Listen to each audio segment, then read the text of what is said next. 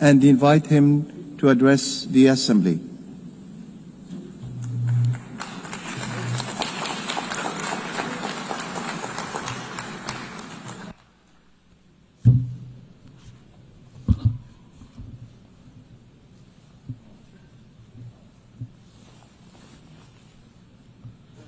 Madam President, Mr. Secretary General, Excellencies, Heads of State and Government, distinguished delegates. The chaos that shadows our world is a reminder that we cannot afford the luxury of inaction. We will have been consumed by our differences had there been no community such as this to remind us that we are one human family. Even in our darkest hours, we have refused to be broken. This community was born from the ashes of despair, a vehicle for order, and for the shared assurance that we could not afford to falter again. Our belief in this community is not a posture of moral superiority, but an undying faith in the redemption of humanity. It is, therefore, with profound humility that I stand before you today as Vice President of the Federal Republic of Nigeria on behalf of President Bola Ahmed Tinubu to renew this pledge on behalf of my country. Madam President, Nigeria joins the Committee of Nations in congratulating you on your election as the President of the General Assembly for the 88th session, and assure you of our unalloyed support during your tenure. I commend your predecessor, my brother, His Excellency Philemon Yang, and the Secretary General, His Excellency Antonio Guterres, for their outstanding stewardship and unifying leadership during these extraordinary times. This anniversary must not be a sentimental retreat into nostalgia. It must be a moment of truth, a pause to measure where we have stumbled and how we might have done better in turning our values into action that meets the demands of today. We are here to deliver a world of peace and development where the respect for human rights is paramount. We must recalibrate the delicate balance between our roles as sovereign governments and our duties as collective partners to renew multilateralism in a world that has evolved far beyond what it was in 1945. The pace of change across borders is a force without pause. It manifests in the tools of technology, in the movements of information and finance, in the corrosive ideologies that preach violence and division, in the gathering storm of the climate emergency, and in the tide of irregular migration. We must own this process of change. When we speak of nuclear disarmament, the proliferation of small weapons, Security Council reform, fair access to trade and finance, and the conflicts and human suffering across the world, we must recognize the truth. These are stains on our collective humanity. For all our careful diplomatic language, the slow pace of progress on these hardy perennials of the UN General Assembly debate has led some to look away from the multilateral model. Some years ago, I noticed a shift at this gathering. Key events were beginning to take place outside this hall, and the most sought-after voices were no longer heads of state. These are indeed troubling times. Nigeria remains firmly convinced of the merits of multilateralism. But to sustain that conviction, we must show that existing structures are not set in stone. We must make real change, change that works, and change that is seen to work. If we fail, the direction of travel is already predictable. We are here to strengthen the prospects for peace, development, and human rights. Madam President, I want to make 4 points today to outline how we can do this. 1, Nigeria must have a permanent seat at the UN Security Council. This should take place. This should take place as part of a wider process of institutional reform.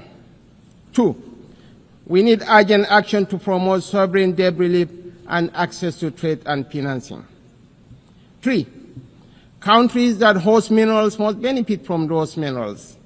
And 4th, the digital divide must close. As our friend the Secretary General has said, AI must stand for Africa included. On my first point, the United Nations will recover its relevance only when it reflects the world as it is, not as it was. Nigeria's journey tells this story with clarity. When the UN was founded, we were a colony of 20 million people, absent from the tables where decisions about our fate were taken. Today, we are a sovereign nation of 236 million people, projected to be the third most populous country in the world, with one of the youngest and most dynamic populations on earth, a stabilizing force in regional security, and a consistent partner in global peacemaking. Our case for permanent seat at the Security Council is a demand for fairness, for representation, and for reform that restores credibility to the very institution upon which the hope of multilateralism rests. This is why Nigeria stands firmly behind the UN-80 initiative of the UN Secretary General and the resolution adopted by this Assembly on 18 July 2025, a bold step to reform the wider United Nations system for greater relevance, efficiency, and effectiveness in the face of unprecedented financial strain. We support the drive to rationalize structures and end the duplication of responsibilities and programs, so that this institution may speak with one voice and act with greater coherence. Madam President, Africa, none of us in this world can function peacefully in isolation. This is the heavy burden of sovereignty. Sovereignty is a covenant of shared responsibility, a recognition that our survival is bound to the survival of others. To live up to this charge, we must work hand in hand with our neighbors and partners. We must follow the trails of weapons, of money, and of people. For these forces, too often driven by pestilence non-state actors, ignite the fires of conflict across our region. Madam President, Nigeria's soldiers and civilians carry a proud legacy. They have participated in 51 out of 60 United Nations peacekeeping operations since our independence in 1960. We have stood with our partners in Africa to resolve conflicts, and we continue that commitment today through the Multinational Joint Task Force. At home, we confront the scourge of insurgency we resolve. From this long and difficult struggle with violent extremism, one truth stands clear. Military tactics may win battles measured in months and years, but in wars that span generations, it is values and ideas that deliver the ultimate victory. We are despised by terrorists because we choose tolerance over tyranny. Their ambition is to divide us and to poison our humanity with a toxic rhetoric of hate. Our difference is the distance between shadow and light, between despair and hope, between the ruin of anarchy and the promise of order. We do not only fight wars, we pit and shelter the innocent victims of war.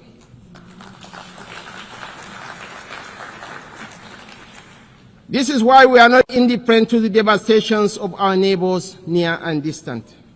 This is why we speak of the violence and aggression visited upon innocent civilians in Gaza, the illegal attack on Qatar, and the tensions that scar the wider region.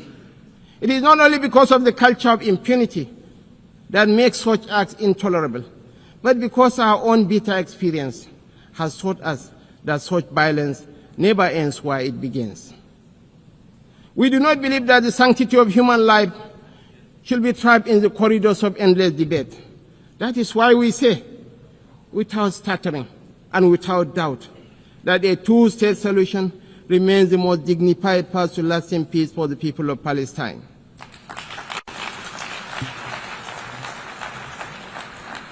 For too long, this community has borne the weight of moral conflict. For too long, we have been caught in the crossfire of violence that offends the conscience of humanity. We come not as partisans, but as peacemakers. We come as brothers and sisters of a shared wall, a wall that must never reduce the right to live into the currency of devious politics. The people of Palestine are not collateral damage in a civilization searching for order. They are human beings, equal in worth, entitled to the same freedoms and dignities that the rest of us take for granted. We want to make the choice crystal clear. Civilized values over fear. Civilized values over vengeance. Civilized values over bloodshed. We show the opportunities that peace brings, just as the extremists hope to drive apart rival communities and different religions. We work through multilateral platforms within the rule of law to build the consensus and support that makes this immensely difficult and dangerous task that much easier. This is how we deny our enemies the space they crave to fuel tension and despair. It is our experience that this offers the best, perhaps only hope for peace, reconciliation, and victory for the civilized values of a shared humanity. Nigeria is a diverse country, also recognizes the variable geometry of democracy in different forms and spheres. For this reason, we are working with the United Nations to strengthen democratic institutions in our region and beyond through the Regional Partnership for Democracy. Madam President, point 2. The price of peace is eternal vigilance. The increasingly difficult security outlook has prompted many member states to count the cost of the emerging world order. We in Nigeria are already familiar with so difficult choices: infrastructure renewal or defense platforms, schools or tanks. Our view is that the path to sustainable peace lies in growth and prosperity. The government has taken difficult but necessary steps to restructure our economy and remove distortions, including subsidies and currency controls that benefited the few at the expense of the many. I believe in the power of the market to transform. Our task is to enable and facilitate, and to trust in the ingenuity and enterprise of the people. But the process of transition is difficult and brings unavoidable hardship. This year, we held the inaugural West African Economic Summit in Abuja to bring investors and opportunities together. The results far exceeded our expectations and are a clear indication of what innovation can deliver. It is in that same spirit of dynamic review that I invite the United Nations to re-examine the best use of scarce resources. One critical area is climate change. It is not an abstract issue about an indeterminate fate to be settled at some distant point in the future. It is not even solely an environmental issue. It is about national, regional, and international security. It is about irregular migration. Truly, this is an everyone issue. We are all stakeholders, and we are all beneficiaries of the best outcomes. Madam President, this is why relevant ministers have been instructed to work with the UN to make the best use of climate funds. We believe there are huge shared dividends to accrue from increased support for education, for resilient housing, for access to technology and financing, to allow vulnerable communities to thrive, to become part of solutions rather than problems. Nigeria and Africa have made significant strides in recent years to put our affairs in order. We can take that progress to the next level, a level that presents new opportunities for trade, investment, and profit, if we can assess reforms to strengthen the international financial architecture. We need urgent action to promote debt relief, not as an act of charity, but as a clear path to the peace and prosperity that benefits us all. I am calling for new and binding mechanism to manage sovereign debt, a sort of international court of justice for money that will allow emerging economies to escape the economic straitjacket of primary production of unprocessed exports. It has been over 4 decades since the Lagos Plan of Action outlined a route away from debt and dependence that highlighted opportunities that today should still be explored for local added value, for processing and manufacturing in everything from agriculture to solid minerals and petrochemicals. The African Continental Free Trade Area is a remarkable achievement of cooperation. We remain fully committed to the achievement of the SDGs and are convinced that this can be best delivered by focusing principally on our primary mission of growth and prosperity. Madam President, on our third point, we welcome steps to move towards peace in the Democratic Republic of Congo. We agree that international investment and engagement offer a way out of the cycle of decay and violence. Access to strategic minerals from Sierra Leone in the 1990s and Sudan today has for too long been a source of conflict rather than prosperity. Africa, and I must include Nigeria, has in abundance the critical minerals that will derive and drive the technologies of the future. Investments in exploration, development and processing of these minerals in Africa will diversify supply to the international market, reduce tensions between major economies, and help shape the architecture for peace and prosperity on a continent that too often in the past has been left behind by the rivalries and competition between different power blocs. We know in Nigeria that we are more stable when those communities that have access to key resources are able to benefit from these resources. This has been our journey in the oil-producing region of the Niger Delta. I believe that will strengthen the international order when those countries that produce strategic minerals benefit fairly from those minerals in terms of investment, partnership, local processing, and jobs. When we export raw materials, as we have been doing, tension, inequality, and instability fester. Madam President, the fourth pillar for change that I am advocating is a dedicated initiative, bringing together researchers, private sector, government, and communities to close the digital divide. As we stand on the threshold of new and dramatic technological change, we are still absorbing the impact of the revolution on information and communication of the past 20 years. We understand better than we did the opportunities technology offers, as well as the safeguards we need to enable growth and mitigate the potential for corruption. Some worry about fake news. Truly, we have plenty of that, with the potential of devastating real-world consequences in countries rich and poor. I am more worried about an emerging generation that grows ever more cynical because it believes nothing and trusts less. As technology shakes up public administration, law, finance, conflict, and so much of the human condition, I'm calling for a new dialogue to ensure we promote the best of the opportunities that are arising and promote the level of access that allows emerging economies more quickly to close a wealth and knowledge gap that is in no one's interest. I join you today to reassert Nigeria's commitment to peace, to development, to unity, to multilateralism, and to the defense of human rights is beyond compromise. For none of us is safe until all of us are safe. The road ahead will not be easy, and we know there are no quick fixes to the trials that test the human spirit. Yet history reminds us that bold action in pursuit of noble ideals has always defined the story of the United Nations. Time and again, we have found the wisdom to balance sovereign rights with collective responsibility. That balance is once again in question.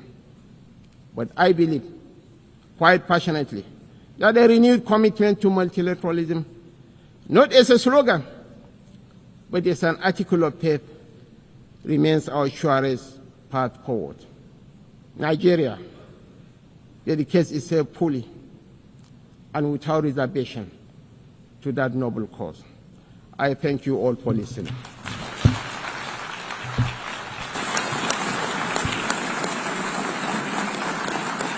On behalf of the Assembly, I wish to thank the Vice President of the Federal Republic of Nigeria,